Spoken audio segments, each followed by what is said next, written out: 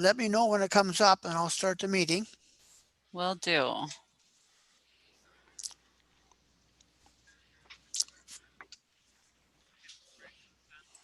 Okay, you're now live.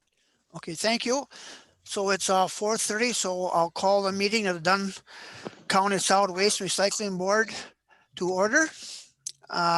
If you please unmute yourself and Diane can take the roll call. Oh, you're muted, Diane. Okay. There you go. Supervisor Bjork, Here. Supervisor Lenow, Here. Supervisor Maves, Here. Board Member Rasmussen, Here. Board Member Hartung, Here. Board Member Johnson, Board Member Smolarek, Here. Board Member Erdman, Here. Board Member Stam. Here. Thank you. Has everybody had a chance to look at the June 2nd meeting? And if so, would somebody like to make a motion to approve those minutes? So moved. Chuck Maves. Is there a second? I'll second it. Okay, and Terry seconded. Any additions or corrections to the meeting? If not, all it'll stand approved as presented. All in favor of that, say aye. Aye. Opposed? Okay, the minutes are approved. We'll go right to the staff report. Morgan? Okay. So first of all, in the email that I sent out with the invite, you'll notice there was a bunch of pictures that we sent of transfer station cleanup down there. And we had an incident, not really an incident, but on I think it was the 25th. Yeah, June 25th, a drone was flown over the transfer station. The pilot was unknown, but a bunch of pictures were taken. They were sent to Troy Gansluckner at the DNR. He's our regional rep. And Troy contacted us and said that he would like some cleanup done at the transfer station in a couple different areas. So we got on that right away. We had a couple days of concentrated work down there with all hands on deck, and we got it back to very, very clean condition again. Sent those pictures back to Troy. I had a good discussion with him. We have a good relationship, and they closed the complaint. So everything is cleaned up down there. We're preparing for a big non-ferrous shipment next week, Thursday, which will be a good influx of revenue for us. The copper markets are up right now, and they're probably going to drop as these COVID cases kind of continue to surge in the state. So it's a really good time right now to move some metals, especially copper. We have a bunch of it. So that's going to be a really good shipment next week. But as far as the complaint goes, everything has been closed and is satisfactory. Transportation looks great. And Morgan, I'd just like to add something real quick. I did stop there yesterday to get rid of a bunch of stuff, and it is remarkably a lot better. I was going to mention it and tonight at tonight's meeting, but really good job cleaning it up. Yes, Yeah, Morgan Ed here. It was one of I think it was the resident to the west of the recycling center that sent them in. They had the drone. And they sent them to the town of Menominee, and Frank got them and I got them. And, you've probably seen the pictures, but yeah, you cleaned it up and it looks a bit, it's not that bad, but yeah, it did need cleaning up. So yeah, I think everything's kind of squared away. Mm-hmm. Yep. So I also got those pictures too, Ed. So for the next agenda, Morgan, I'd like to see how you plan on keeping it clean, because we don't need any more complaints. Because if the public thinks it's sloppy, that puts a bad reference on the whole solid waste like system for Dunn County and recycling. So just like a couple ideas of how you plan on addressing this so it stays at a nice clean environment. Yep. So you had contacted me last week, Gary, and asked me to put that on this agenda, which I have. So yep. I'm already going to talk about that next. Oh, okay. Yep. Everybody Sounds always gets good. one step ahead of me before I can start talking. That's good. Everybody's on the ball. So yeah, the transfer station design out there is not conducive to keeping that facility clean. It takes constant hands-on every day. And there are reasons for that design wise. You've all seen it down there. The tipping floor is literally inches away from, big 30-foot overhead doors. So anytime there's a load that's dumped on the floor, if there's a cross breeze in there whatsoever and there's loose plastic or paper, wind's going to shuffle it right out that door. That's just part of the design. Normally you would have a tipping floor that is in an area that's not susceptible to breezes and gusts coming right in. Unfortunately, ours was designed with the tipping floor immediately right inside the door. We do clean that material up as fast as we can, but it does get away from us and it blows around, and every week we are picking up out there.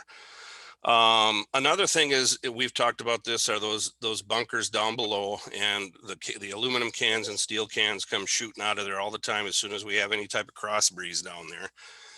And if it's windy enough, it picks them up and it takes them over the curb and it knocks them into the weed line there. So we clean that up as well.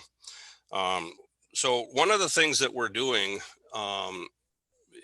we have several issues with this. One is that we can't keep up with the production that we have at the transfer station. And Mike Larson was going to do a transfer station manager report. We've got other issues at the transfer station right now with our hauler not being able to get back to clean the tipping floor. So he's staying late to make sure we get the trash off the ground out there. So I'm going to be covering it for him on that.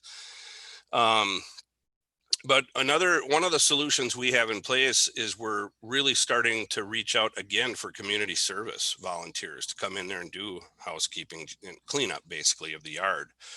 We've got one person that's starting tomorrow, Wednesday. Her name is Tori, and she's going to be working with us for several weeks doing community service down there. She's got a commitment to get that done. We've also reached out to Katie Shalley, clerk of courts, to see if we could tag into any community service here. Megan contacted her. I think she's got an update. Yeah, so I actually, Katie didn't have any, but she forwarded to the district attorney's office, and I heard back just this afternoon. They're going to add us to their list because they have many people who are in deferred prosecution agreements that have to do community service. So we're going to be added to that list so they can shuffle people out our way to help with that. Good. And Forrest just joined. Hi, Forrest. Another issue of the housekeeping complaint was asking why we had several loads of scrap steel on the ground by the scrap steel dumpster. And I told Troy what the situation is there. We use Northern Metal for our scrap metal, and their driver has stated that we are by far their largest client. We generate more scrap metal than any of their other clients in this area.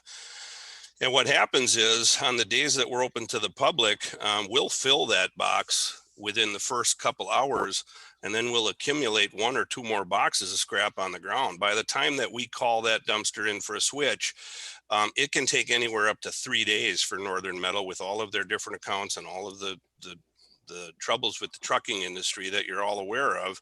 It's tough to get them in there, at a snap of the fingers to get those switched. So we end up with a lot of material that stays on the ground until we can get a dumpster switch.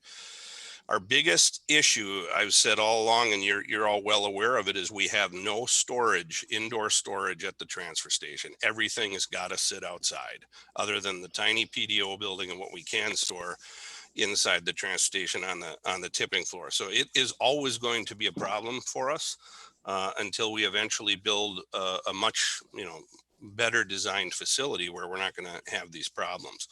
So I don't want anybody to think we don't clean up out there. The attendants are constantly cleaning up. The problem is, you can spend 3 to 4 hours, 5 hours cleaning that place, making it look spotless, and you get a 20-minute or a 20-mile-an-hour gust through there, it'll undo your work in 5 minutes. Because all that stuff is staying outside, and it's really, really hard to keep contained. And I'll show you why it's hard to keep those things contained in a moment. I'm going to share my screen here with you. And since Mike is not here, I'm just going to bleed right into his report a little bit. So right now, can everybody see this? Mm-hmm.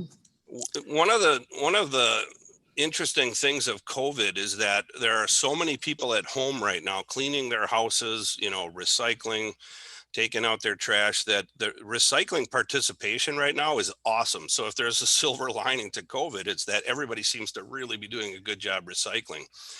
Obviously, judging by this picture, that's hit us really, really hard. The problem isn't the fact that our balers and our baler feed operators aren't staying busy down there. They're breaking their backs to process this material. The problem is there are so many interruptions. Every time that we get our container switch from the collection sites, when all of those collection boxes are coming into the transfer station, they have to be, the aluminum cans and the steel cans and the glass have to be manually unloaded behind the public drop-off. Those are those side chute containers on those boxes. There is not a rear dump on those boxes for those commodities. That means we got to get an operator down there with a fork truck and a tip dumpster to help the driver clean those materials out and dump them into those bunkers down there. That takes time away from the processing portion of the transfer station, because the transfer station manager is continuing to load trash. The transfer station scale operator is continuing to monitor the scale and process tickets. There's only so many people that we have working there, so we have to multitask everyone 7 or 8 times. And that is one of the biggest ones that pulls away from the production capability, is the fact that we got to go down and service these containers throughout the day. There are days when we'll only get 1 bale of material done because it is just so gall darn busy down there. Here's a picture of the cardboard again. So an artifact, in addition to the COVID thing going on, what's happened just in the last couple of weeks here is with the 4th of July, we always get a huge surge of cardboard from everybody preparing for the holidays, and the fireworks containers, the cardboard boxes that the actual commercial fireworks come in, just start flooding us, dumpster after dumpster after dumpster. So, and the other major important thing here is, you know, when you look back at those bunker walls, you can see those stubby bunker walls sticking out, and then you see how far outside of those walls that material is accumulating. Once it's outside those bunker walls, it's mixed. It is essentially commingled recycling. And you see on the far right of this picture, that 12-foot incline on that baler, that's our sort table. We do not have dedicated sort lines with dedicated sorting workers like most other processing facilities have to deal with mixed materials. So we had a huge challenge dealing with this dynamic down there. What makes it all worse is that with recycling prices historically in the tank right now, we're upside down on every bale as it is. So this is an extremely inefficient operation. I've got some ideas to fix it, and Mike was going to discuss several ideas that he has as well. But the main crux of it is, I think we really need to consider switching to single stream by next year. We cannot continue to operate with this level of inefficiency at the transfer station. These are aluminum and steel cans in the back. You'll notice right again, the stubby bunker walls, and you'll see how far the steel and the aluminum extend beyond that. And you'll see them commingling in the middle. Separating steel and aluminum cans is one of the most time-consuming but necessary things, because the can purchasers, whether it's the UBC or the steel, are so finicky. If you so much as have a couple of cans on the face of a bale that aren't supposed to be in there, steel in the aluminum or aluminum in the steel, they'll just turn your load right around and charge you for the shipping. They won't even accept it. So every one of those bucket loads until we get back into those bunkers is basically 100% commingled, and we have to sort all that stuff out. We have no magnet assembly on the baler. There isn't one that exists for that machine. So we are at some significant challenges there. Here's the glass. Now, the reason that this doesn't look as bad is you're going to notice that we added 2 bunker walls to that. That's actually twice as deep as the ones that are next door. And that's because Mike expanded the cardboard bunker in the transfer station, got a couple bunker walls out of there to use here to extend the glass. Now, that's not a solution. We still don't ever want this much material on the ground. But again, shipping glass, like shipping everything else, is it's like throwing your name in a hat. You call in your hauler and you say, we need you here as soon as we can. And they say, we'll get there as soon as we can. And it's a week, a week and a half later when they eventually get there and the stuff piles up. And all the time that this material is piled up like this and we can't get to it, the wind grabs it and blows it all over the place. We sweep every day down there with the sweeper. And again, if it's a windy day, the second we go by and clean everything up, it rolls right back out again and, continues to create challenges there. So production wise at the transfer station, you've heard me talk about potentially going to single stream. We really, really need to think about doing that for sure after the first of the year. How we're going to do that? Well, that's going to take some research. I already know what type of equipment we need. I know what the cost, roughly what the cost will be to do it. I think the best way to gain the revenue for making that conversion is through the referendum. If the referendum does pass, switching to single stream would be a capital investment. We would need an industrial single stream compactor installed and transfer station recycling tipping floor. All those bunkers would come out. That would be converted to one large space. The compactor would actually be on the outside wall, so we wouldn't be sacrificing any inside space. And we'd have a through wall hopper. And we'd have an asphalt drive leading up to the front of the building, right to the right of where the existing overhead door is. And that's where our walking floor trailer would come in, and we'd push that material out into the walking floor trailer, send it up to a MRF that we contract with, probably in the cities, to get processed. Now that saves obviously just tons and tons of time, completely eliminates the need to process it beyond just shoveling it into the compactor. Eliminates the need for baling altogether and just improves efficiency and throughput exponentially down there. So, the cost of a single stream compactor, you're looking between 150 and 175,000 for that machine. Remember that we've got to upgrade power to the transfer station. We're running on a very, very archaic power down. I think it's 208 3-phase, I believe. It's really it's an old school power grid down there that would need to be replaced. We need a new transformer, new underground lines, and I've already talked with the electric company about doing that. But it's a significant investment to make that switch. And the other thing to consider is when markets are doing well, we do okay on the sale of recycling. It's going to take quite a while before commingle starts making money again. Because right now, every ton that you put through a MRF, the cost of processing it far exceeds the cost of the revenue the material is worth. So you're upside down immediately when you switch to a commingle model. That won't be that way forever. Everybody knows and understands and predicts the technology is going to get to a point and the markets are going to come back to a point where that equation reverses. People start making some money again on commingle, hopefully, but it's not going to be a revenue maker to make this switch. But it's something that I think we really need to do to be able to move material. Couple of questions, Morgan. Mm-hmm. I thought you said that, there's some days that we only make one bale. Was that right? Did I hear that right? That is correct. Boy, we made a big investment on a skid steer so we could keep that baler going all the time. And I don't understand why we're not keeping up with our recyclables. That's one question. The other question is, what would be the difference if we're losing money on recycling now on our bales? Which would be worse, like baling it and losing a little money, or paying $90 a ton for commingled? Well, so you need somebody to get in that skid steer to feed the baler, and then you need somebody to run that baler, right? Right. So one of the things that this board has always questioned me on is thinking we have too many people working down there. Now, I'm going to tell you right now, when it's busy down there and when all of these boxes are coming in from the collection sites, it is all we can do just to empty the boxes out for the truckers and deal with everything coming in, much less be able to produce, keep in production there. So to answer your question, there is nobody to run the skid steer when all that's happening. There is nobody on the baler when all that's happening.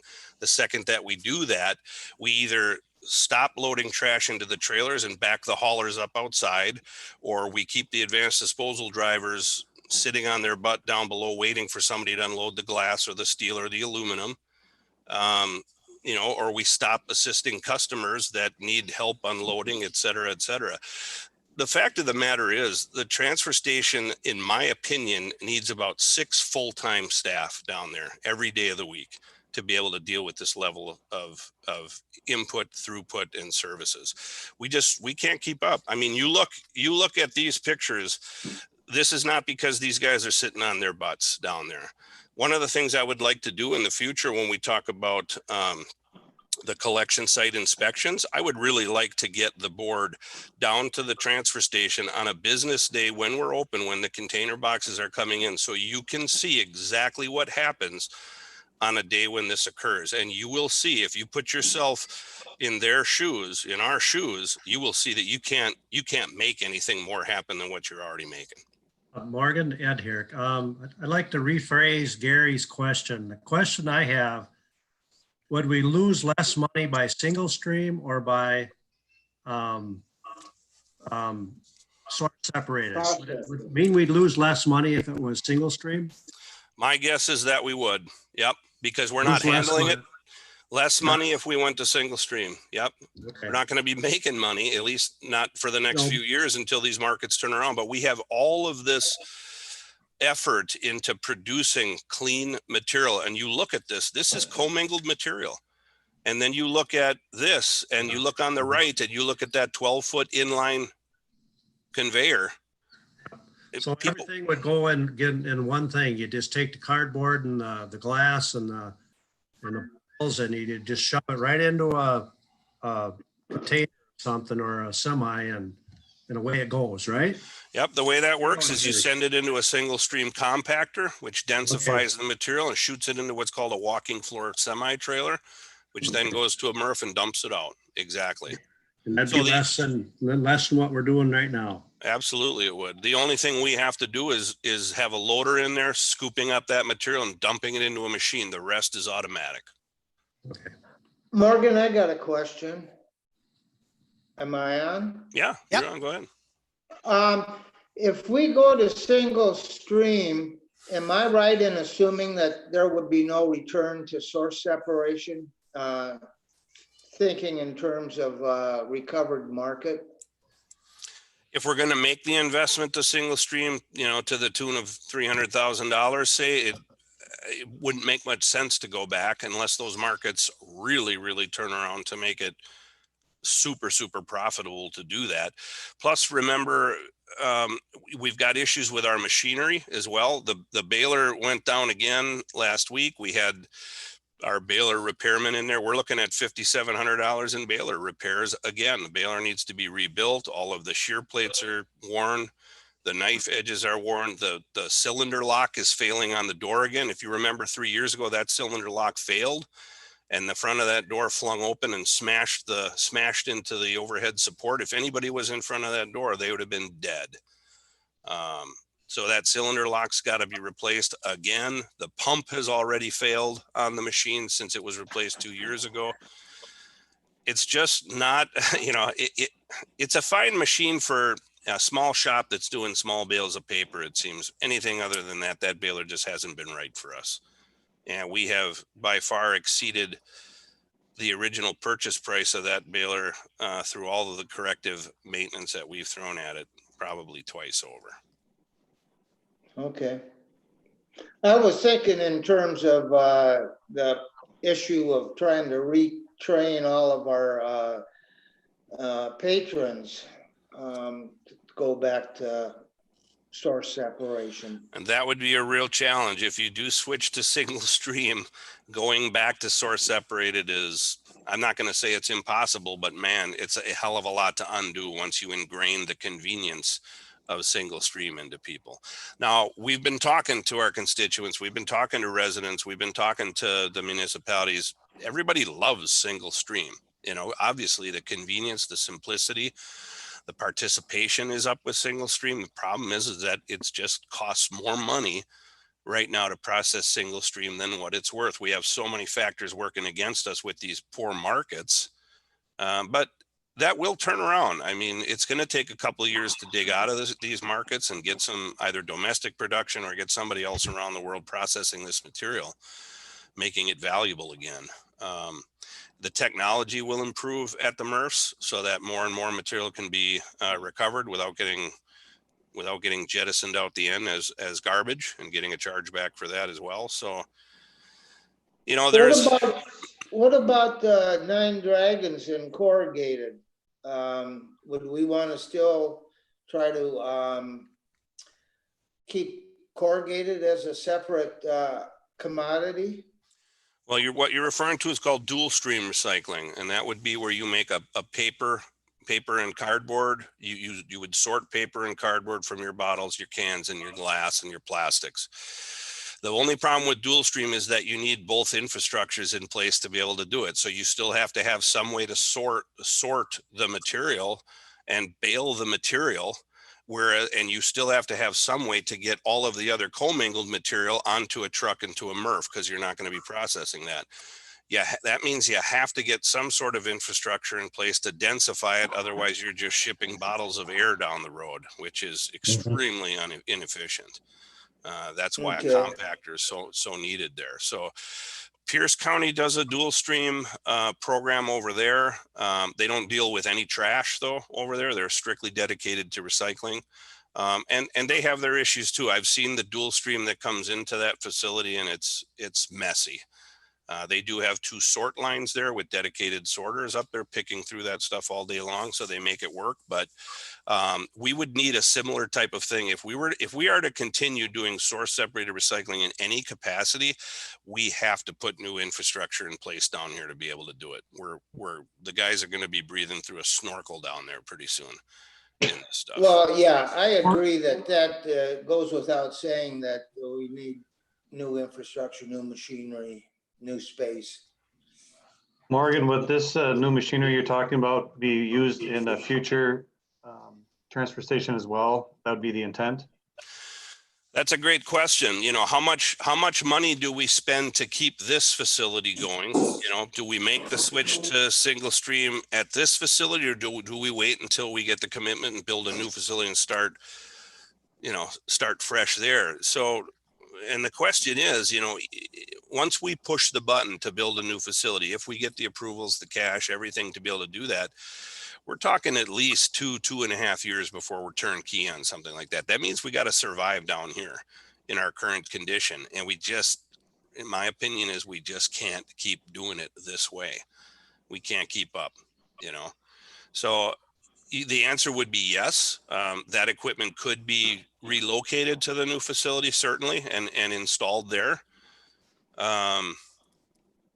So that's an option. You know, it sure would be nice to be able to plug everything in right off the bat and start fresh in a new facility if we could manage to get by with what we have now, but it is a real challenge down there. Do you know, is there any temporary units? Like, I know if our boilers go down at Stout, we can hire semis to come in and bring boilers. Is there any sort of temporary setup that could be, you know, not do it on the cheap per se, but a temporary solution instead of full-time equipment? Well, there might be some lease opportunities for equipment, but the installation still is complicated. You've got to, you know, we got to blast holes in walls. We've got to build extra driveways. You know, there's still.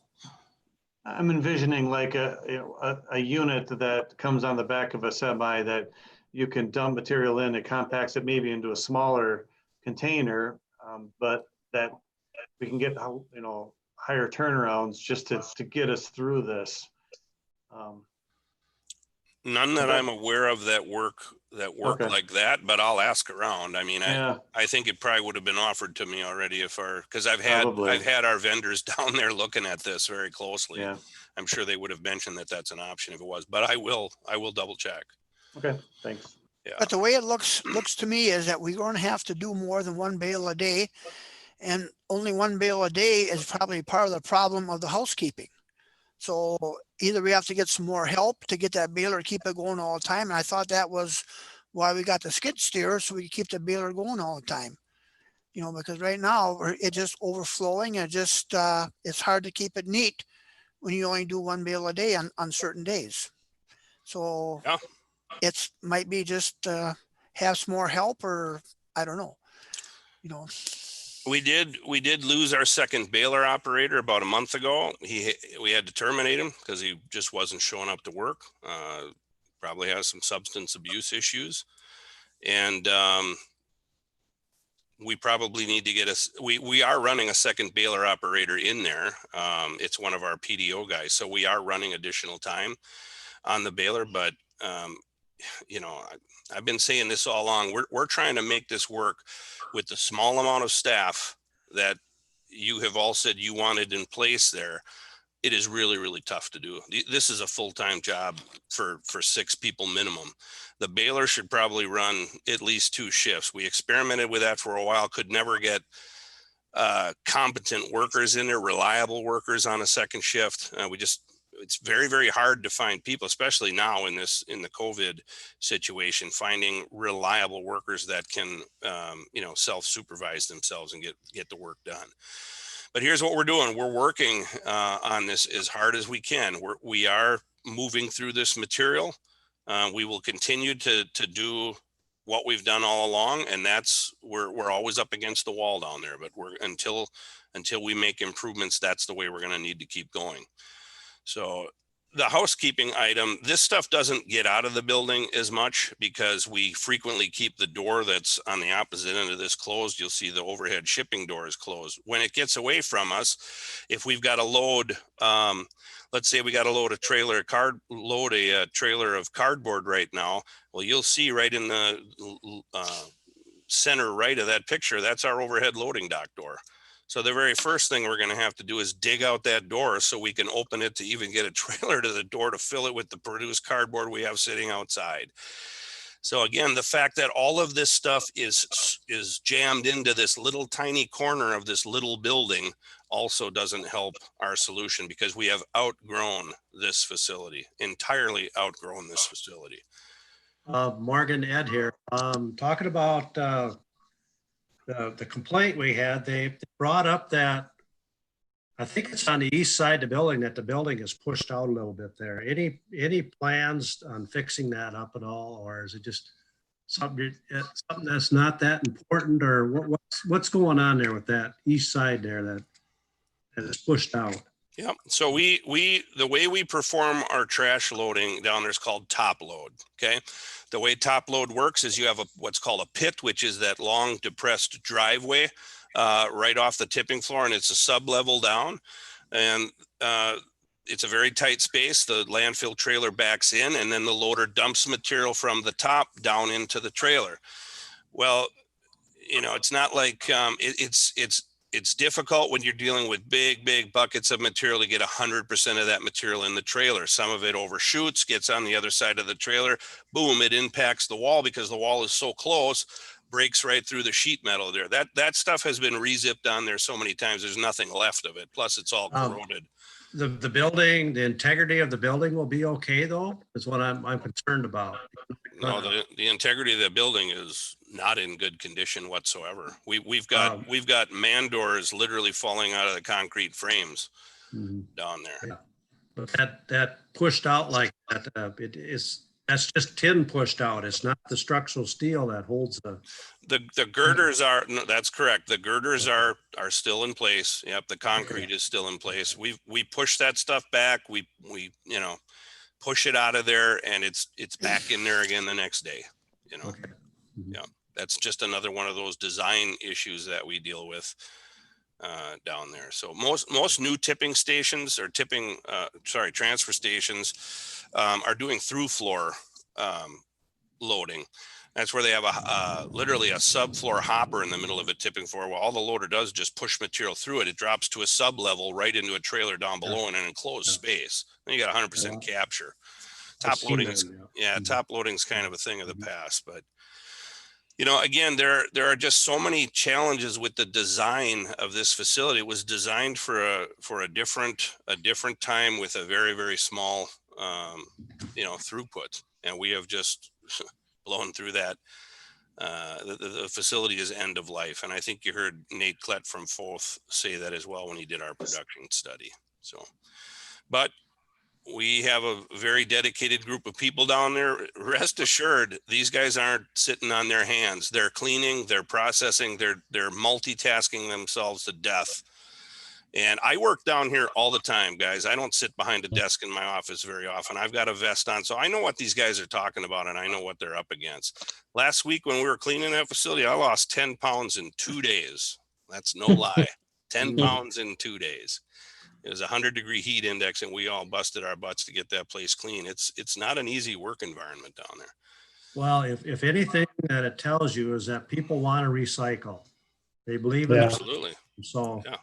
you know, it's kind of the problem that people are recycling too much.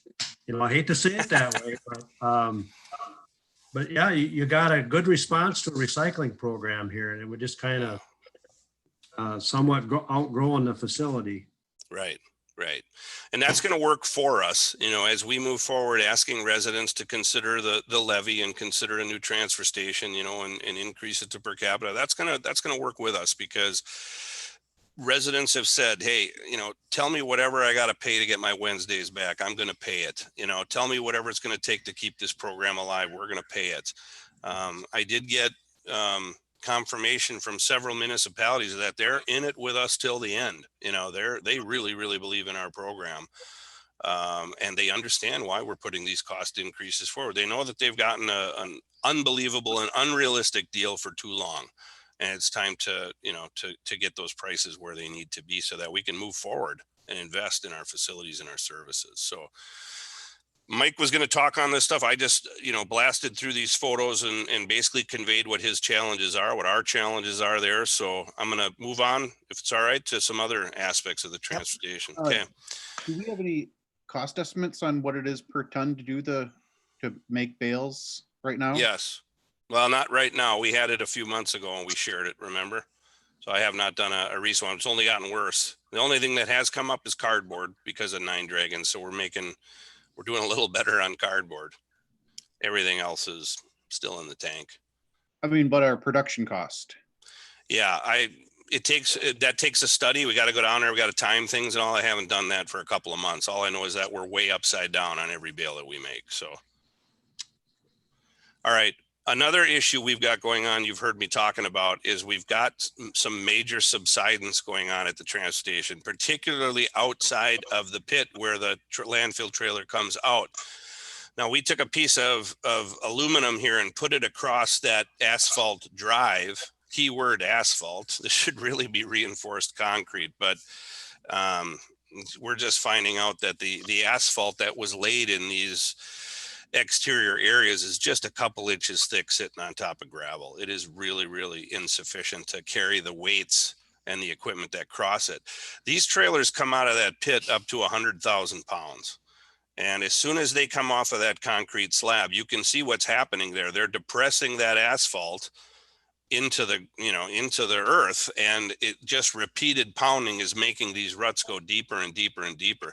This is so bad now that if they pull the trailer out with the landing gear down, the landing gear is scraping its way through there because the truck is dipping down so low just to get, once they come off that concrete slab, it's an immediate drop into those ditches. Well, I'm calling them ditches, but they're, I don't know, what do you call it? Chuck, what's the name for something? Ruts. Ruts. Okay, there you go. Ruts.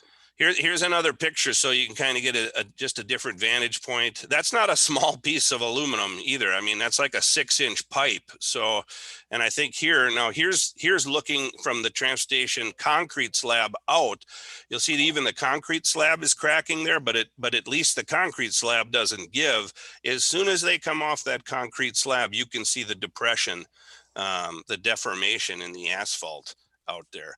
What happens is it collects rainwater in that area. The rainwater perks through all of those cracks, and you start to develop a cone of depression in there with all that water sitting down there and pulling material deeper and deeper in there and creating more and more air pockets. And once you have that, you ride the weight over it, squeezes out the air pocket, the asphalt deforms further. It keeps getting deeper and deeper and deeper. So we're going to have to deal with this. This is another design flaw of the transfer station. I mean, transfer stations aren't built on 2 inches of asphalt. They're built on 6, 10, 15 inches of reinforced concrete so that you can drive 100,000 pound vehicles over them.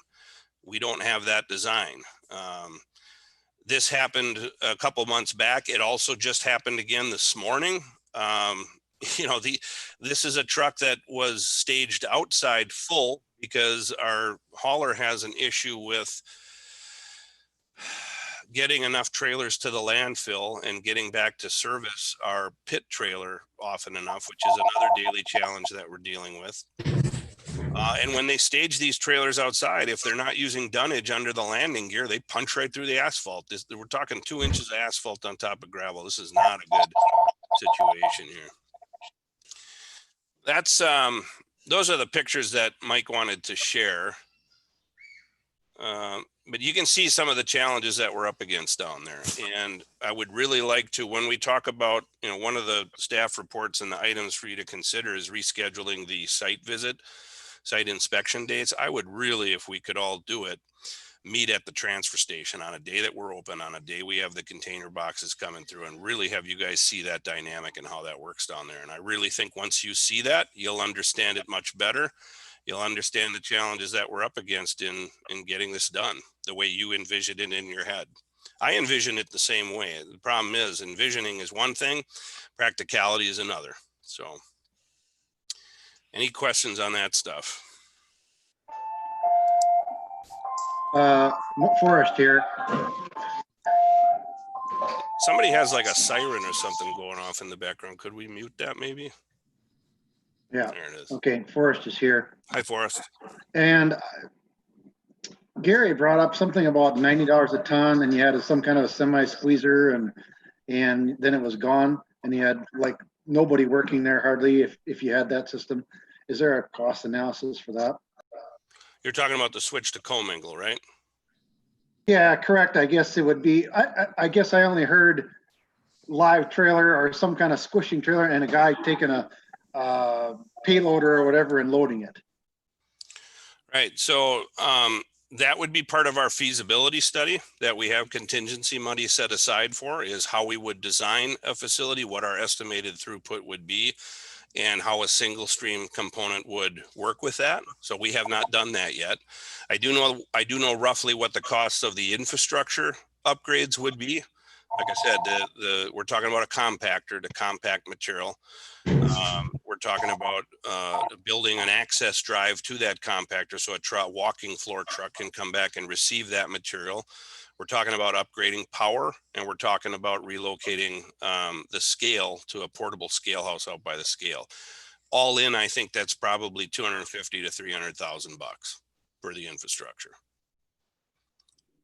Yeah, I guess I heard that this would be a temporary thing that you could do with the transfer station you have, that you could go to commingle and you pay to get rid of it.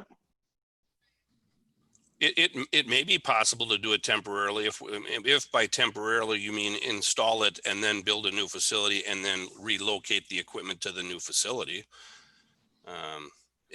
Whether or not there's portable equipment to do this, I'm highly skeptical, but I'm going to look into it. So, thank you.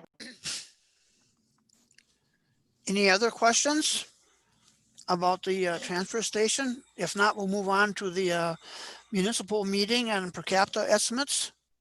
Yeah, so we've been having meetings with the municipalities. I think it's been going well. A lot of good discussion. We had one a few weeks back. A couple of the things I shared with them were some per capita estimates, and I sent along a couple of those with you for all of you with this invite. So once again, what I'm going to share with you now is kind of a year-to-date estimate of per capita. If we mirror what's happening in 2020, and we've got half the year under our belt now, if we basically mirror what's gone on this year, we project that into 2021, we've come up with a per capita estimate. If everybody stays in the game, what that would look like per person per year in the county for the participating municipalities. So I'm gonna give you three different levels here. I want to refresh your memory on the current 2020 per capita, the one that's in place right now. The solid waste per capita right now is $12 per person per year. The recycling per capita is $11 per person per year, for a total of $23 per person per year. That's all of the household trash you can throw at us with your permit, and all the free recycling for the mandated materials, and all of the access to our other recycling and collection programs. That is a hell of a bargain, obviously. Now, the city of Menominee, since they're only in our recycling program, they only pay $6 a year right now to recycle with us, $6. Sand Creek, because they're a town, the town and villages pay $11 for recycling. Why is it different for the city? Well, that's an artifact of agreements that were made long ago, and it clearly is inequitable, and we're making changes there as we've all been discussing. Okay, so to get you into today's per capita, that's where we're at. Looking forward to 2021, what I've shared with our municipalities, our municipal partners, if we continue with the Saturdays only collection model, and people are slowly but surely adapting to the Saturdays model, especially now that we've opened up the transfer station 6 days a week for them to bring their trash to us, we get a lot of additional throughput at the transfer station from people who don't necessarily want to utilize their site on Saturdays because they're recreating or they just doesn't work for them. So that was a really good decision to put that in place. Moving forward, if we estimate for 2021 with the Saturdays only model, the solid waste per capita would be $35.53. The recycling per capita would be $21.73 for a total of $57.26 per person per year, all in. All the household trash you can throw at us at no charge, all the recycling of the mandated materials at no charge. And that's with everybody staying in the program. Now, the other thing that people have been asking, well, what if so-and-so pulls out? What if they pull out, or you know, different municipalities pull out? And we can definitely work those numbers. We know what those populations are, and we can recalculate that per capita, you know, based on which municipalities stay and which ones come out. So again, I'm always asked to use the city of Menominee here as an example. If they pull out of this Saturday, next year's per capita, and we continue to run that Saturdays only model, the solid waste per capita stays exactly the same at $35.53 per person, but the recycling increases to $35.53 per person. That's for a total then of $71.06 per person per year. Okay. And that's all the household trash, all the recycling, et cetera, et cetera. You can still argue that that's still a hell of a bargain when, you know, I pay almost that much quarterly in Eau Claire for my curbside recycling. I pay that 4 times a year, and I have no access to all these additional programs. Now, you know, believe me, I've heard from all of our municipal reps. I've especially heard from residents who call and say, hey, what's it going to take for us to get the Wednesdays back? We really want that twice a week opportunity at all the sites. And so we plugged in that per capita, and there's good news here in that because of the population base that we have in all of our participating members, it really doesn't hit the per capita too hard. And I think you'll be surprised. So what we did do is we reduced the amount of hours, however, on Saturdays and Wednesdays to run that twice a week model to make it so that we can keep the per capita low. And that was the sheet that I sent out to you that Megan put together for you. I put that out with the invite. So that model in 2021, if we ran the reduced hours but had Wednesdays and Saturdays, that was $36.02 for solid waste per capita and $22.02 recycling per capita, for a total of only $58.04, all partners included. Morgan, So can I interrupt a minute? Go ahead. Yeah. What number are you using? Are you using the county numbers of 570 population, or all of Dunn County at 42? What is it, 42.5 or something like that? Well, remember, we can only base this on year-to-date metrics that we have now, and that's Okay. that's why the final per capita doesn't go out until September, because we don't have the updated metrics yet. I understand that, but what number of population are you using to get to these figures? And everybody's going to be, is it 42 or is it 25? Towns and villages, 25,000. Most update information that I have, population for towns and villages, 25,700, and city of Menominee, 16,330. Okay, and so those two you add together to come up with these figures, I assume, right?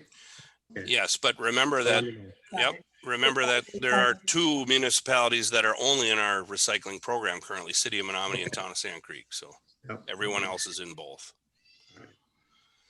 Now, so under that model, then the Wednesdays and Saturdays, $58.04 per person per year, which is still a hell of a deal, especially for a twice a week model. That's if everybody stays in. If, for instance, the city of Menominee withdraws, the solid waste per capita stays the same again at 3602. The recycling increases to 3602 as well, for a total of $72.04 per person. So these are large increases over what we currently have, guys, but $23 a year, I don't think there's anybody in this room that's going to not say that that is just an unbelievable and an unsustainable bargain. And everybody that we've talked to said, you know, these are big increases, but you know what, we've had such an artificially low per capita for so long, for those who understand how the system works, and the fact that we've subsidized these programs for so long, they understand and they're willing to stand up and pay these increases. So now these estimates include, this is something new too. We've been working with Keith Stry, the CFO. Obviously, with this year's projected deficit, 330,000, we need to pay that back. That's a loan to us essentially.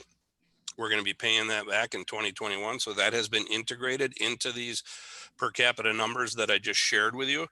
Additionally, there'll be $338,916 of fund balance replenishment, which has also been worked into that per capita number. And we've worked in a $95,000 projected expenditure for the 2021 clean sweep, also worked into that per capita. So now when you look at all of the services included, the fact that we've integrated the budget adjustment payback, the fund balance replenishment, so we can get our fund balance back up and cranking again, plus the clean sweep, I think it's a hell of a bargain. Any of these numbers are a hell of a bargain. And depreciation, we have to account for Yes, depreciation as well. yeah, depreciation is in there as well. Morgan. Only Keith knows what those numbers are, though. Yeah. So the $330,000 that we have to pay back, is that spread out between everybody, the towns and the city? Yeah. Remember, one of the things that we're doing is we're doing away with that inequity where right now everybody pays the same solid waste and the same recycling per capita. And I assume that in 2022 that would drop off, wouldn't it? Well, the payback would go away entirely. There you go. Yeah. Yep. The fund balance replenishment will take a couple years to get up to that 1.2 million where we're supposed to be on a fund balance. So that one will linger on. Depreciation will linger on. And then depending on what we decide to do in the future, investment in a new transfer station or whatever, there would be, some new charges that would come along if we were to do that as well. So. But yes, the budget adjustment, that one would come out all together. Yeah, Steve. Doesn't the depreciation charges basically go to the fund balance? I don't think so. Accumulated depreciation is basically the same thing as a fund balance. I don't know the answer to that, Steve. You're probably more well-versed in that than I am. And I think from my understanding with conversations with Keith Stry is because we are moving towards an enterprise fund versus a special revenue fund, how depreciation is accounted for varies between those two designations. So we've always kind of used the fund balance as the depreciation, but now I think because the way Keith wants us to move for financial reporting, accounting for depreciation within our annual budget is how we're going to be moving forward. Yeah, that's a good point. We are not an enterprise fund. We are a special revenue fund, and that's its own planet financially, works in mysterious ways. Keith wants to get us into an actual legit enterprise fund. And in that case, like Megan had mentioned, the fund balance was kind of used as a depreciation sump for those monies, but a true enterprise fund does not work that way. So Keith has the details on how the depreciation works. He's not in this meeting right now, but. Yeah, I was going to ask. Well, I that understand that. Well, if you have accumulated depreciation, that should be available to replace equipment that has depreciated out. Just the same way that in the past, we've used basically the fund balance to replace equipment. So, you know, it's just basically a name on an amount of money, but basically you can use it for the same thing. Yeah, I'm going to default to Keith on that one, but put it this way, we're in good hands. He's all over that, and he's making sure that we're moving forward to make sure depreciation's accounted for and it's ledgered properly. So yeah, and I don't disagree that you should have an accumulated depreciation fund. Yeah, so actually depreciation, you're taking money and setting it into the fund balance. The way I think Steve says, and that's the way I understood it too, is that we're doing two things there. We're charging per capita for the fund balance, and we're charging in the per capita for depreciation, and both of those monies go into an account. Is that the way I should understand it, right? yeah, what type of account exactly? That's going to be up to the CFO and how that works. He'll have guidance for all of that. It's a line item. And I guess where I'm kind of driving toward here is that it's possible that if we're going to do a cash funded depreciation, we might want to graduate that fund balance replacement over several years, so that all of a sudden it doesn't jump up right away. You know, kind of ease into it a little bit. The skin, so to speak. Yep, we spoke with Keith about that too, and that was his suggestion to run that hard to get that fund balance reappreciated in a shorter time rather than a longer time. Yeah, but he's an accountant. Yeah, he is. We're politicians. Yep. And he's a bubblehead too, and that's a special kind of person. So, yeah, you know, Morgan, just to bring up the way I understand depreciation works. If we bought an item and say we're going to depreciate it out over $100,000 item over 10 years, just for simple math, that means that we would transfer $10,000 into a fund somewhere to depreciation, and that money would be available. That $100,000 again would be available in 10 years to do something, whatever we want to do with. That's the correct way to understand that? Yeah, that is when you brass tacks. Yeah, that's the way it works. But there's a certain method to the madness there, and I'm not going to claim I know. Presumably replace that piece of depreciated out equipment. But, you know, things change over 10 years. You might not choose to replace that piece of equipment. You might choose to do it a different way. Yeah. And so. Yeah. I think another thing is they usually add an inflation factor there to it. I think you hit the two nails on the head. You know, if you got something that's 100,000 now, I think in that formula, I just had a little bit of training in that. They would also, instead of 10,000 a year, you might put away 10,500 to buy the same item. Yeah. You know, Right. Yeah. So getting back to these conversations with the municipalities, this is what I've asked them for. We need some decisions here coming up soon. So I've asked them, I said that I would provide by the end of July our best estimate for 2021 per capita. And the ones that I've given you now are pretty solid. I don't think these are going to change. I think these are going to be solid estimates that are going to be the ones that we submit at the end of July. What I've asked them to do then is come back to us in August, and we're going to have several additional meetings here, one in July and one in August. I've asked them to come back and, let us know which one of these models they like. If they want those Wednesdays, Saturdays back, they know what the per capita is. If they want the Saturdays only model, they know what that per capita is. If a municipality is going to choose to come out, we can calculate those numbers and show you how it affects the per capita for everybody else. But we really need a commitment from the municipalities in August on who's going to stay and who's going to go, because we have to have a final per capita number for all of our partners so that they go into their fall budgets knowing what they're going to be paying in 2021. And those times are, we're in midsummer, heading into late Yeah. summer here before too long. We got to get those ducks in a row. So what You you're know, asking, Morgan, Yep. and what you're asking for is just 1 year commitment, right? Not because one time you're talking, 3 year, but this year is just for 2021. Is that right? We're going to take baby steps. Yep. We're not going to try to lock anybody in on agreements. It's just too, frankly, looking back into the way that we tried to do that historically, the municipalities didn't go for it anyway. It was a yearly thing, with the ability to reassess. So, yeah. I listened to that participants meeting, the municipalities. And the thought that came to my mind, have you actually, Morgan, appeared at a Dunn County Towns Association meeting? Okay. Yeah, I was at I think the last one, or I don't know how often they have those, but I did present at quarterly. one.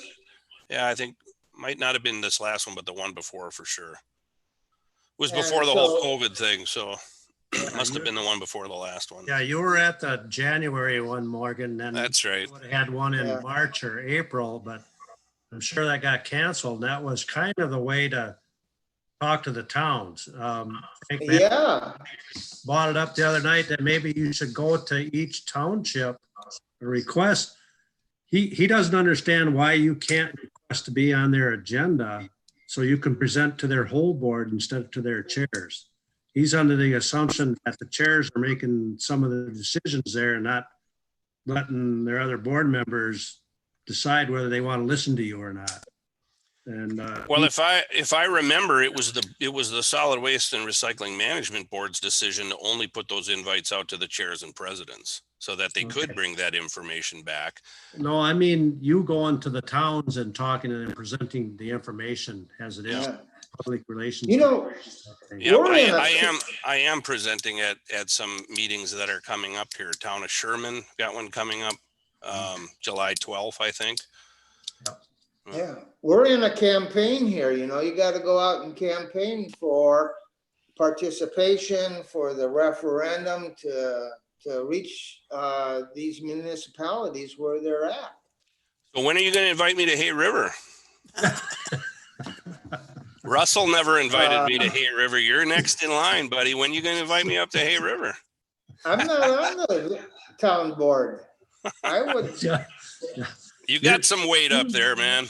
Yeah, Steve, you need to go to your town board and said you need to listen to these guys. Could you put it on the agenda for us? That's right. Yeah.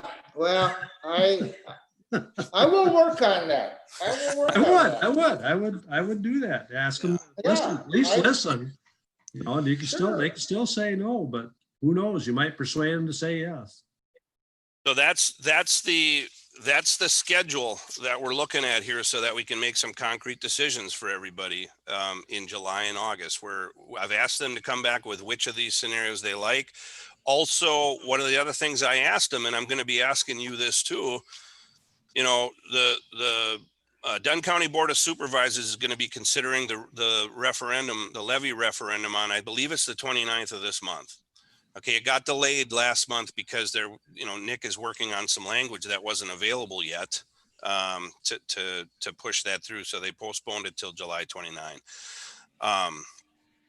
If that gets approved, one of the things I think we should, this is my opinion, what I think we should integrate into that referendum is roll the clean sweep costs of that entire program into that referendum, so that every year the taxpayers if that passes, if people sign on, and I think having the clean sweep be a portion of that would be a carrot for, people who don't participate in our program per se. At least they would be paying a tax and getting some services from us. If they're in a municipality that doesn't currently participate, they can still participate in the clean sweep. I really think that's something that should be built into that levy consideration. I'd like to get your thoughts on that. What you think? We've built it into the budget. It's already built into the budget in these per capita numbers. But I really think that, if we keep it just a participating municipality event only, we are really going to have to figure out some way to control clean sweep, because it's always been open to all county residents at no cost other than the latex paint item. Morgan, Ed here. I got a few thoughts on that. I would like to see you incorporate it into the per capita fee, but I do have a chairman, Frank, that, and he has feelings on that. We differ in that, and we get along just fine, but I think it needs to be incorporated into the per capita fee because It already is. and it means that people can come there and get rid of their hazardous waste without worrying about the money part, because that seems to drag people down. If they feel they already paid for it, I think they'll come and use the program. But some people, they just, if I have to go in and pay for something, they don't want to do it. So I'm fully in favor of incorporating it into the per capita fee, and anybody in Dunn County can come and put into there. I got to have you clarify that, because you're saying per capita, but if we do it based on per capita, everybody in the county can't participate because not everybody in the county is in our program. Are you talking about the levy or are you talking about the per capita? The per capita, the ones that participate. The other ones, you'd have to have some kind of a base. That's right. Facility charge that covers your cost of running them through the facility. Yeah. Because we're talking about building a $5 million or a $10 million facility, and you gotta have it paid for somehow. Anytime somebody goes through there, they're using that facility, and there should be a charge for that. You follow me on that? Yep. Yeah. So just so we're clear, the 95,000 projected 2021 clean sweep is worked into the per capita numbers I just shared with you. It's built in. Okay. It's baked into those numbers. Okay. There are some people that say that shouldn't be that way, but I agree with you on that. Okay. Yeah. I'm just saying that an option to consider is that if we roll that into the levy, it provides access for all Dunn County residents to participate in that at no cost. We would eliminate the fees, obviously, for latex if we did that. I see what you're saying. Yeah. Yeah. I think that's even a better way to do it, because all residents can participate in it. Would we be shipping out these stickers? Go ahead, Zen. Would we have to ship out stickers for non-participating regular compared to county residents? How are the logistics behind that? Or are we going to just accept people from the other counties and that? Well, that would be the easiest way. And as you've all seen the clean sweep, having to deal with any type of sorting or permit checking or confirmation at a clean sweep is disastrous. The faster we can move people through there, the more efficient we're going to be, the more happy people are going to be to come in and get the hell out of there. You saw what happened last year because we have to sort the latex from the oil base and the fees and all those other things we have to consider. It just muddies it up really bad. That's why having it, if it was levy supported, everybody in the county has a piece of that program at no cost. It would make things so easy. Now we can still do it the other way, but you're absolutely right. If somebody doesn't have a permit sticker, we're going to have to figure out some sort of charge for that, whatever material they're bringing us. And now we're gumming up the works again. Well, let's see what you got. Well, that's going to cost this much. That's going to cost this much. Or you got to go fill that box over there and it costs this much. It gums it up a little bit. Right. And, this whole thing is a marketing tool in one way. If people find it easy, and so I would suggest that it go on the levy, so that everybody has a chance and they see that this is easy and able to do. One thing back to this referendum, there was quite a bit of discussion at the stakeholders meeting that I viewed, and I felt strongly that it should not be a question on there about operations, that money should go to capital expenses only. Now, if you're gonna repair a piece of equipment, it's not operations, it's a capital expense. So I just would feel very strongly that this does not go to operations, or that language shouldn't be in the referendum question. Can I chime in on that, Steve, with you? Yeah. I'm not sure on the word operations. I think you need to define what operations means. Because from time to time, you're going to have unforeseen repairs that you have to make, like that blacktop out there. And those repairs, I feel, would last more than, I'd say, between 5 and 7 years. It's a capital It expense. would be an operations. If you define the word operation as something and you draw that money out, it would be, it would last more than 5, it lasts between 5 and 7 years. It wouldn't be like an oil change or something. And you Right. need somehow. Right, and there should be enough in the budget to do operations per se. I just think that you're treading on thin ice if you want to have a levy for operations in this referendum. I mean, and you got to make it really clear and simple for people to understand. And so if you have to define what operations are, then pretty soon the referendum question gets long and muddled, and they say, "The hell with it! I don't. This is too much to understand or to go for." So, let me address that. I spent 30 minutes in Paul Miller's office with Keith Stride discussing that very thing. Okay, because there were a couple of board members. One member from PRD, Mike Kinnear, shot down during the vote because it included that. Well, actually, maintenance was the word that keyed him there. So I spoke with the county manager and the CFO, and I said, look, the levy is to be used for capital expenditures, and we need to be very, very clear on what exactly it can be used for. And the direction that I got, which was a consensus between Keith and Paul and Nick, Corporation Counsel, was that it can be used for, I'm going to try to quote them, capital expenses, or they use the term "or operations." And I said, that's going to throw up a big red flag. And they said, this is what "or operations" means. If the division in the budgeted budget, if something comes up, let's say the end of the pit collapses, we've got a huge sinkhole out there, we've got to spend a lot of money to replace that. That's not something that we will have budgeted for. We do a really good job of forecasting what our budget's going to be, and we build in as much of a cushion as we can for, unanticipated expenses. But if something gets by that, if something costs more than what you've got in your budget to repair, in this case, that would be a legitimate use of that levy. That would be a capital expense. Well, some people view it as a capital expense. Some people view it as maintenance. So, you have to be, and Paul was very succinct in that it's this clear. It's either capital or it's operations, and the operations is defined just like that. If it's an item that was not budgeted for, it was unforeseen, and it hits the budget to where you can't, continue because you don't have the money to do it, that's a valid expense then for that levy. So I agree, the language has to be looked at really, really hard, and it's got to be super clear and super simple once it gets on that ballot. And I don't think we're there quite yet.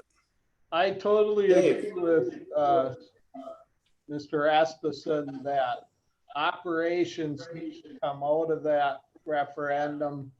I agree that if loading dock collapses to rebuild that, that's a capital expense. If the Packer goes down, that's a capital expense.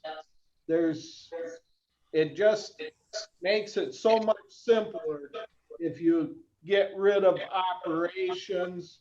And I totally like the idea of the clean sweep to that referendum. Again, against clean sweep because I feel like, Frank, there should be some buy-in from the people that do it, that use it. But if it's on the levy, then it's totally spread out over the whole county. And I can agree with that. And I think it's a real good sales pitch to having that referendum. But we have to get away from that operations verbiage in there. And I know Keith and Paul, I've had that same discussion with them. But we have to, I think we can override their recommendations if we have to. That's right. You're the boss. So everybody's clear. When I wrote the original language, after you all approved me to move forward with that through PR&D and get it up the chain, the way I worded that in my original narrative was used for capital expenditures and related maintenance. What I meant by that was exactly what you're talking about. Any maintenance related to the capital expenditure. To me, it was fairly clear. It wasn't clear enough for Mike Kadir to the point where he made that decision. He wasn't going to agree to push that on because maintenance was used. So now we've got a word operations, we've got a word maintenance. All of these are triggering red flags. So we've got to figure out, and we will figure out how to word that appropriately so that everybody knows clearly exactly what that money can be used for. I think just eliminate it back to capital expense and nothing. Yes. And just leave it at that. And, I think so. and in your budget, you have a line item for fund balance replenishment and depreciation. Those two items could be used for big ticket maintenance items. You know, I think you're just on thin ice if you. Oh, let me throw that phone out the door. Now we know who the culprit is. Yeah, I agree with You got a Steve little and- remote control ambulance you're playing with in there. That, yeah, it should be taken out. If you take it out, you're gonna have to explain it in writing somewhat what it means, but yeah, it sounds like capital expenditures and a lot of us agree to that. It should be capital. And Steve, you explained it really well, you know, what funds you could draw from and I think this board is wise enough to know what it, okay, explaining it. And like Dave said, just drop the word operations right out of there and call it capital expenditures. Very simple. Yeah. Mhm. Yeah, okay. That is Morgan, what I will recommend. Gary? Yeah, just a quick comment, if I could there. And then with Gary as chairman, these three things, I may have missed the vote on part of this, but we identified tonight three major issues that I don't see here where we got money. I mean, will they be future agenda items? And that being the baler, the storage, and the payroll, like Gary would say, the extra payroll, to pick that up. We didn't really address in all our conversation at this point, unless I missed it, those two items specifically. Are they maybe agenda items, not to drag it out tonight for the future? Because they need to be addressed. We kick that can every other month and it goes, you know what I mean? Keep kicking the same can and I don't see specifically where we're addressing either of those three issues. And it looks like the payroll one should probably move to the top so we don't have the cleanup issue again, et cetera. But I agree 100%. And if we're going to go to a single stream, then how much more do we want to spend on a new baler? You know, but that's probably in the future. But I think we have to get the employees here so we can stay on top of the housekeeping and keep the baler going, because that is, you know, also even at a little money that we're still making some money from our bales. If that, you know, like recyclables aren't being baled and sold, they just gathering dust and, you know, not keeping the money coming in, that would help us a little bit. So I think the biggest thing is just get the personnel down there to keep it, the baler going is the biggest thing, because that's why we got the skid steer, just to keep that baler going, you know, 8 hours a day, at least. And we are doing that. We've got a little bit of money we can draw from some other cost centers to bump up the staffing component. We're doing that. And Mike is doing a good job of assigning those duties. The other one though, the baler, Gary's right. You know, I think it's, like I said at the beginning of this, we've got $5,700 in repairs, recommended repairs to get that machine back up to a safe operating condition. We need to do that. We can't operate the machine unsafely. And the machine also won't hold pressure in the compression cycle to where we're tying off a bale because the pump is shot. We've got to do those fixes. I think we get by with that machine. As much as I hate to swallow that rock every year I say this, I think we just have to get by with that machine until next year when we make some decisions on what we're going to do. Because and the point about switching to single stream, that's not something that we can budget for. That would be an appropriate use of the levy referendum if it passes. That estimated 300,000 to put the compactor in to build the roads to the unit to get the, you know, the power upgraded, et cetera, et cetera.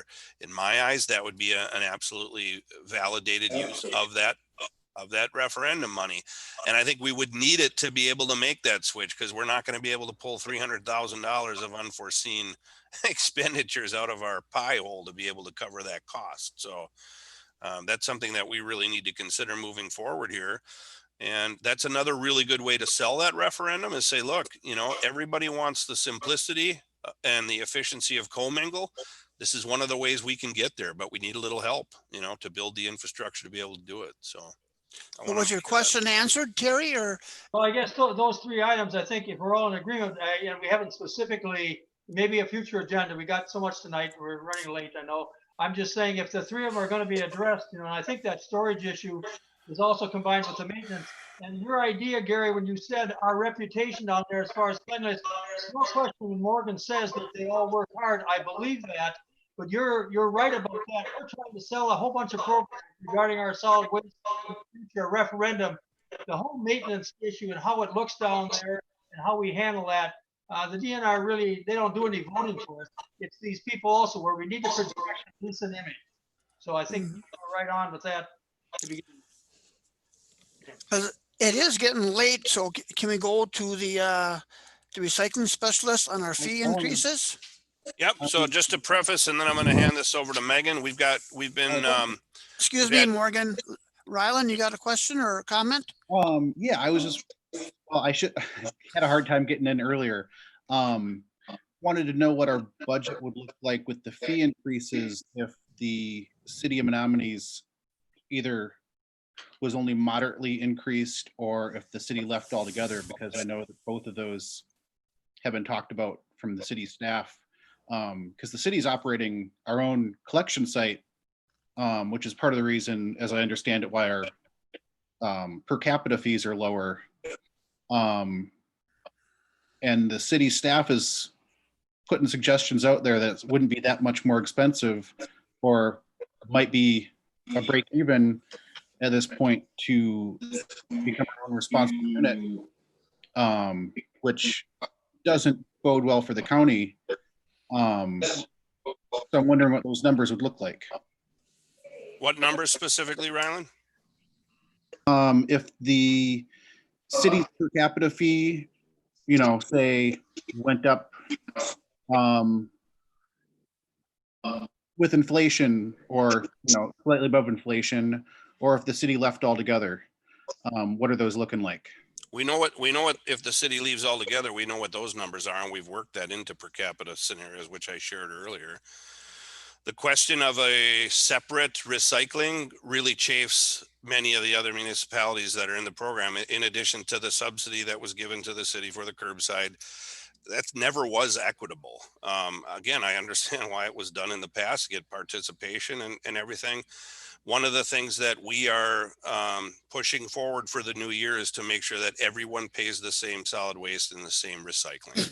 It just makes it equitable for everybody. We're pulling out the subsidies from the 3 municipalities that were getting them that no one else was getting any benefit from.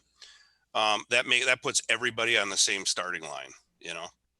So, you know, and I get your discussion about, yeah, the city runs their own site. That's their decision to run that site only a quarter mile away from our facility. It's never made much sense that way. Well, that was one of the other questions too, actually, is what would it take if the city stopped running that site and sent everybody's recycling up to the transfer station?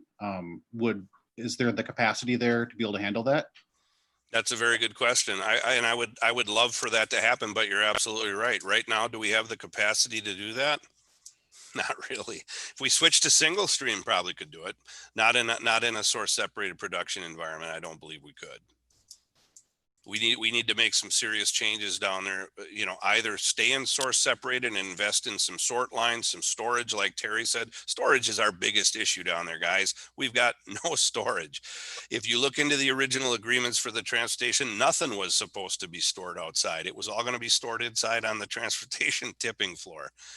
Well, imagine stuffing all that stuff that we have down there inside there. You know, we'd never get anything done. So the only other thing I'd add about the city is, you know, the city residents use our busiest and most labor and cost intensive and maintenance intensive site, that being the transfer station. So having the city pay a lesser per capita for recycling, that chafes people the wrong way too, when that's our most, you know, it's kind of our most expensive facility, especially now that it's so long in the tooth that it's 30 years old, it's past its prime.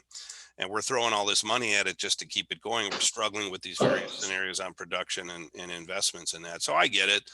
I get what you're saying. But I really think that the consensus among the municipalities that everybody wants a standardized per capita for recycling and solid waste for everybody. That's the only way to make it equitable and to pull out those subsidies that were previously only given to certain municipalities.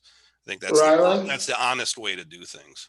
Ryland, I have a kind of a suggestion. Can you make this argument with the city that if they stick with us for the next couple years, bite the bullet, and the referendum passes and we have a new facility, then they would be able to shut down their own site. We would have the capacity at the transfer station, and they would then save the costs of operating that site. You know, we're all in it together. What do you think? I mean, that's one thing that I'm pushing for, but also when you look at the numbers and, you know, having the city, you know, have a couple $100,000 increase per year, it's a hard sell. But Ryland, with all respect, the city pays $6 per person per year. $6, man. That's a cup of coffee at Starbucks. Let's be real. We got to be real about this. Well, that's where, when, you know, it's presented. If you tell me that, hey, you're putting 100% increase on me and you've got a quarter in your hand, that's 50 cents, you know? So I get it. These are large increases. They're overdue. They're very realistic. They're not pie in the sky, and they're based on need. And I think that, you know, when we talk to our constituents, when you talk to your constituents as well, I'm talking residents, I think everybody believes in this program and knows why these costs are increasing, and they're going to be willing to pay it. Yeah, but when we're presented what's it cost the city to go on their own? What's it going to cost the city to go some on of the their estimates own? that we've been given come out to be, we'd break even with what we're currently spending. You're saying $6. Yeah, so about $6 per capita to run our own program. You know, there's always that includes the wages of the people that are going to oversee your reporting and your compliance, your educational outreach, all of your non-mandated recycling, your tires, your electronics. Are you just not going to accept that material, or? They're just looking at the mandatory recycling that, you know, basically what's accepted at the curbside. So the tires and the electronics and everything else going to just show up in the ditches. How are you going to deal with that? I'm playing devil's advocate with you, man. That I struggle with. But, it's the townships that are going to have to deal with it, Ed. Yeah. Yeah. All valid arguments, and that's why we're having. That's why we're having these discussions. Also, key items. Yeah. So, you know, everybody's paying the same to get rid of their fridge and mattress. Morgan, this conversation can go on forever, so I think we better move on. Yeah. Okay. And we will revisit this in the future. We'll keep talking about this, Ryland, with you. I'd like to end with just, you know, I'd encourage you to give city staff a call and, you know, just have a conversation with them and see what you can negotiate. Well, that's why we're having these meetings with the, municipal officials. So, and I will give Randy a shout and Lowell. And if I could add, maybe you could work out some numbers if the city came with solid waste and recycling, it would drop everything completely. I don't know if it would be good enough to make that it advantageous for them to consider that, but that would definitely make it easier decision for us to go single stream if the city decided to move out there sooner than later. And I agree, Dave. And we were talking about that, Ryland, with the city a couple of years back. And when you guys were pinging me on sources for compactors and everything and getting compactors set up there, we were working together. We talked about potentially, potentially the city coming on board entirely and potentially either eliminating in that site or creating it as a full on, solid waste recycling collection site, doing everything that we're doing. Have there been discussions of that at all yet? Or has that kind of gone by the wayside?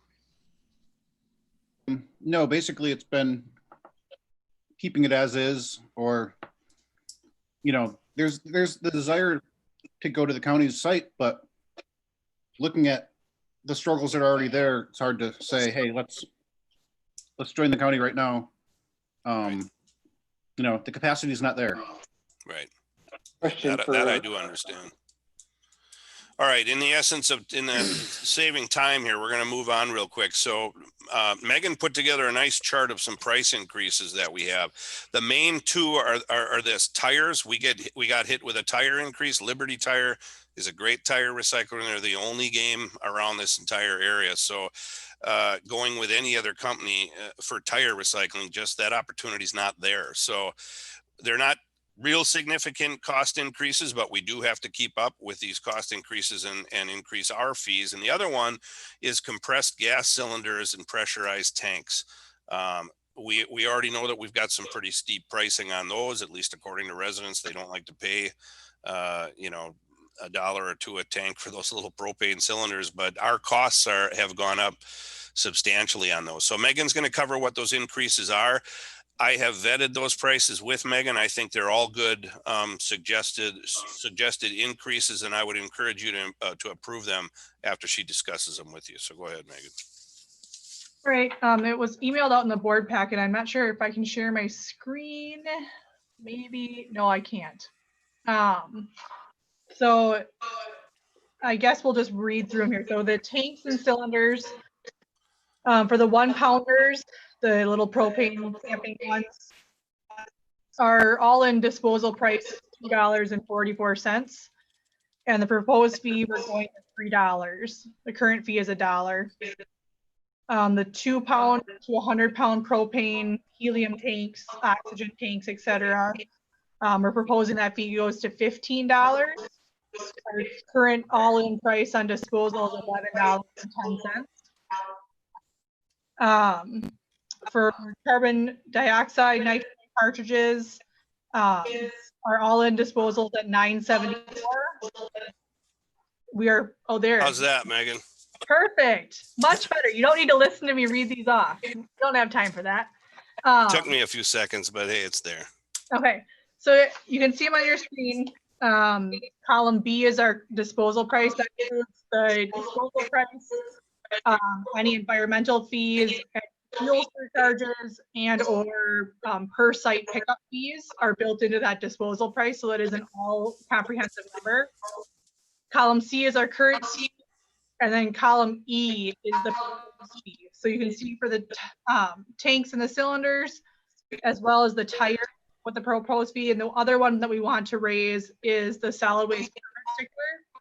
For those who buy our sticker who are in a non-participating municipality or from outside the county, our current fee is only $100. And if we're raising the per capita, as we've been proposing and working through, we're thinking that should raise to $200 for a set of stickers for permits. So these, the tire prices and the cylinder prices are prices we are currently paying as of today. We have a cylinder pickup tomorrow with these prices, so we are already been eating some cost here. So I would urge you to consider an August 1st effective date for the fees, so we can get that those fees recouped and the money recouped as soon as possible. Any questions? Yeah, Megan, where do you get the $177.50? You can't see my notes on the bottom. Basically taking, that was the 70, so $71 per capita or $72 per capita, which I believe is the scenario where the city of Menominee does pull out, multiplied by 2.5, which is the average household number. So that gets to an approximate household cost for per capita is at $71 or $72. And then using that to make, our estimate on where we should be price-wise for our fee. So would somebody like to make a So motion? you're just rounding up. Would somebody like to make a I would motion? move. There's been a motion to approve the new fee increases. Is there a second? I'll second. Tim Lenow. Okay, there's been a motion and a second to approve the proposed fee increases. Now there's time for discussion. Any discussion on those increases? They all seem like very fair to me and not going way out of line. The only one that I really question is the CO2 and nitrous oxide canisters. I'm assuming like those little tiny, and that's only if they're still full, right? No, and that's a misconception. So even the only way that, like, say, a scrap metal vendor will take a cylinder or a tank is if it's literally cut in half. It doesn't matter how many holes you shoot in it with your 22 or any of that sort of stuff. They will not take them. They do not want to see them in their equipment. That's the only way they'll take them is if they're physically cut in half. So we don't put any of those materials in our scrap metal dumpsters or any of our other dumpsters. And that's why these fees are charged the way they are. Now, the one you're talking about, I think, is like the ice fishing propane tanks. Are those the ones you're referring to, the real common ones, those little 1 pound propane guys? No, I was talking about like the little like coffee shop for whipped cream canisters. Like those are not. Well, if you're talking like, literally like the ones with the nozzle on it that you push. Like the little the size of like a C-cell battery. They're about 2 or 3 inches long. They're like a paintball or a life jacket, inflatable life jacket that's got a CO2 canister in it. Right. They're only made 2 or 3 inches long, probably about a half-inch circumference diameter. And you got good Hawkeyes, Ryland, because that is the one that is probably, along with the polyfoam spray system, that is the one most ridiculous charge on this list. And I question Megan on that as well. Who is going to pay that? Literally this. Yes, that's what we are referring to. I have a box here of these, and you're saying they're $12 a piece to dispose of. That is our cost to dispose of those. Yeah. Go figure. Question for Ryland. How much does those cost when they're full? Nothing. A piece. Yeah, they're nothing. It's the same consideration when you look at the polyfoam spray systems. I think you pay like $175 maybe for that to spray your attic or whatever. Each tank costs $575 or $400. Yeah, $575 to get rid of. And believe me, I have pushed so frickin' hard with Swana on these compressed and pressurized tank and cylinder recycling opportunities in the state and around the nation, and everybody is paying exorbitant fees for this stuff. It's because it's a very, very poorly managed system. What really needs to happen here with compressed and pressurized tank and cylinder recycling is a cyclic economy where you buy that equipment from a certain vendor. When it's empty, you bring it back to that vendor, and they have a recycling program in place to deal with that. That should be enforced through regulatory law. Unfortunately, it's not. You know a good example of where that works? Anybody think of one? Core charges on batteries. California. Yeah, works perfectly, right? Everybody takes their battery back to get 20 bucks if they can in the end, and then the battery is recycled. That's a perfect example of how it could work for this as well. But the reality is these are the prices that we are getting. These are the best prices we get for those materials. So we have to charge what we charge. So if the customer does bring it and it's cut in half, will you accept it as metal waste? Yes, if it's cut in half, but I would never, ever recommend to somebody, I'm not hey, go doing ahead and it. cut that in half and I'll take it for free. Believe it or not, when I first got here as the director, we actually had paper literature out there that said, as long as you drill a hole in your propane tanks, we'll take them for free. Think about that for a second. Boom. Yeah, not the kind of thing you want to promote. Any other comments on that motion? If not, all in favor of the proposed fee increases, say aye. Aye. Opposed? Motion carried. And the only thing we have left is the site inspection dates. Anybody got any ideas? Or I know Morgan would like to have it that we all drive to the transfer station, because from what I've seen in my 8 years on the board, that the collection sites always look really, really good. It's the transfer station that takes all the stuff back in. That's where we get all the trouble, not trouble, but just to, so much stuff coming in. So is there a good date that would work that we can meet out there? We'd prefer it, if possible, we would really prefer it to be a day where we're open to the public so that you can see the commercial and the residential mingling at the same time.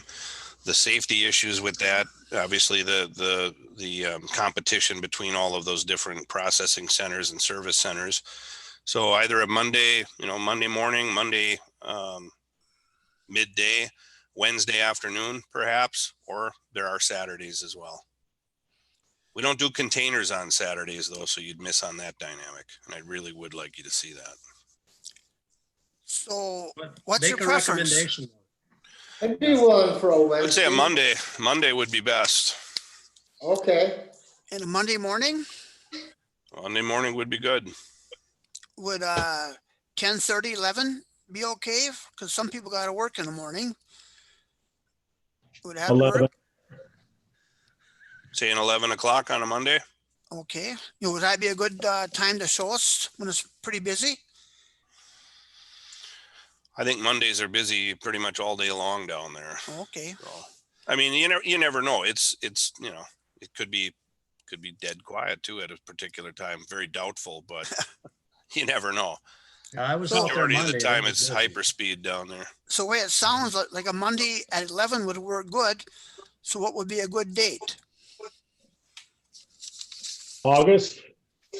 Yes. Okay.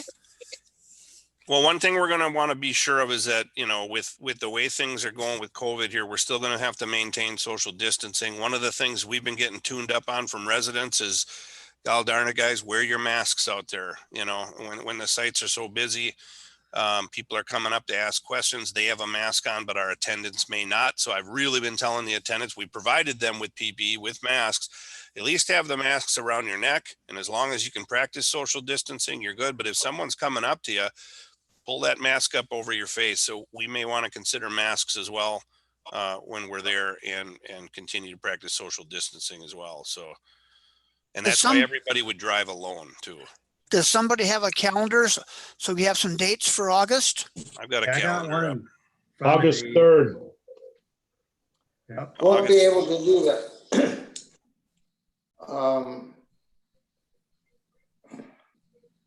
Could we make it the 10th? August Sure. 10th. I'm flexible. Yeah. 10th is good. I can do it. Yeah. Yeah. Sounds like 10th is a good number for everybody. So it'll, for the transfer station inspection, it'll be August 10th at 11 o'clock. If that's okay, that's what we'll go on unless we have something change between now and then. We will go on then. Is that And anything? would would you be able to send a meeting notification out for that, please? Yeah, absolutely. I think you're gonna have to do a motion on this too, Gary, because it's on Okay. under, yeah, For action. yeah. So would somebody make a motion on that for August I'll 10th at 11 move. o'clock? Is there a Also second? move.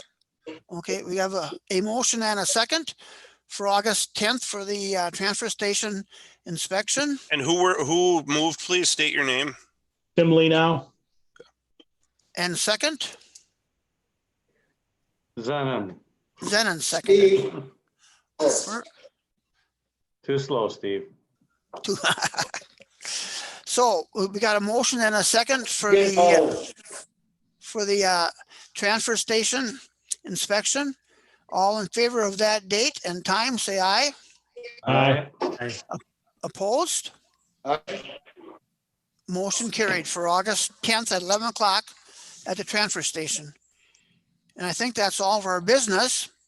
Does anybody have any question or Just looking comments? at, Yes, I do. just looking at my calendar, August 15th, Saturday is Elton's Christopherson's funeral Okay, for. okay, Ed, you had a comment?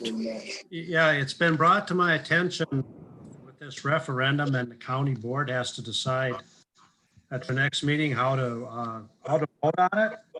And Mike Kinnear, one of our representatives in the town of Menominee, we haven't put anything down on paper yet that we can identify. We've talked about everything, but we haven't put nothing down on paper.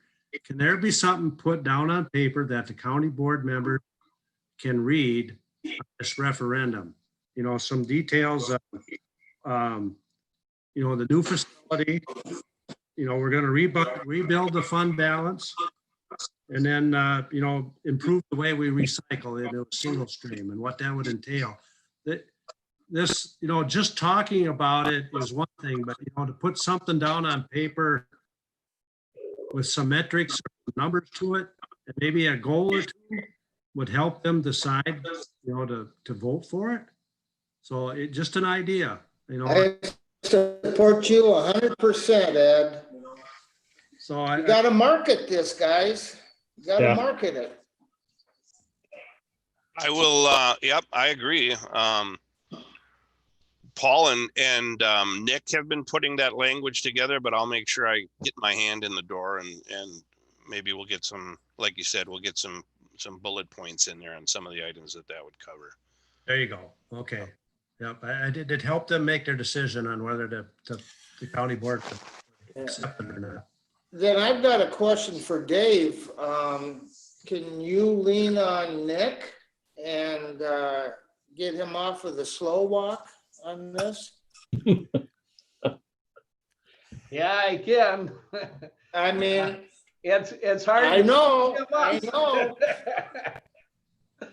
And I think some of the issue is for levy referenda, there is very specific language that includes what the county's levy cap currently will be. And those numbers don't come from the state DOR until August 1st. So I think that's part of the issue is you're waiting on numbers from the state, and that's required language in the referenda. So that is part of the whole. We can give You can detail leave like a you. in there for those numbers Yes, for now. we can give simple detail on what we want to use the referendum for, so that county managers understand a little bit of what that money would be used for. But as Yeah. far as the official language, Ed, that comes later. We don't have that I yet. understand that, but they need some metrics on, you know, what the population of the estimated population is and what it's going to cost each person, and, you know, what are some of our goals to improve, you know, the Right. recycling center and continue the good job we're doing in recycling, you know, so. Yeah, you bet. Any other comments? If No, not, I just gotta reiterate one more thing. Mr. you're Chair. cutting out, Steve. Yeah. You know, we've gone through this before with the referendum on the neighbors. And we went out to the towns and stood up and whatnot, but you got to get out there and campaign on this. I think that's a good idea, and I think we got to do a lot of new information out there. You know, it's going to take a lot of work, a lot of like legwork, and maybe going to some city council meetings, to some like village council meetings, and the town boards and that. So we got our work. Starting that next week. We got our work cut out for us. So if there's no other comments, we are adjourned. Good night, everybody. Thank you. Thank you, guys. Thank you. Good night.